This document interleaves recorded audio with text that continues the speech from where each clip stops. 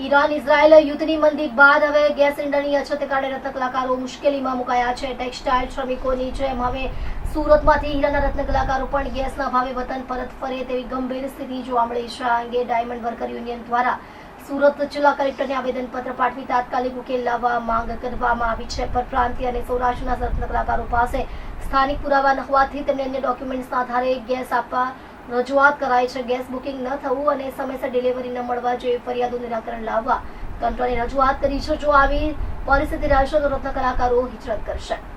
મારું નામ છે ભાવેશ ટાંક, ડાયમંડ વર્કર યુનિયન વેસ્ટ। ભાવેશભાઈ, શું પત્ર લખી રજૂઆત કરી?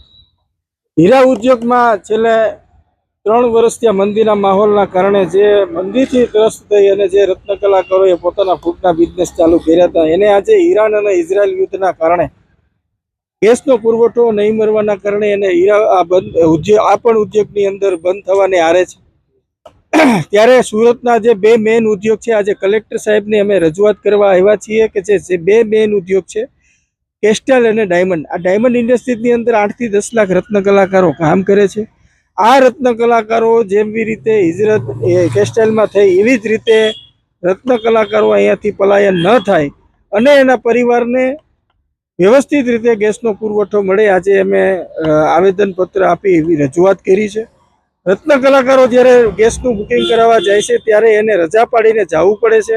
પહેલાં ઓનલાઈન થઈ જતું હતું, વધીને 8 દિવસની અને રજા પાડીને જાય એટલે એને આર્થિક માર પડે છે। એ બાટલો એને 1500થી વધારે પડે છે। તો ઓનલાઈન બુકિંગ પણ થઈ જાય અને રવિવારે પણ આ ઓફિસો ચાલુ રહી એવી પણ આયોજન કરવામાં આવે એ બાબતે અમે રજૂઆત કરી છે।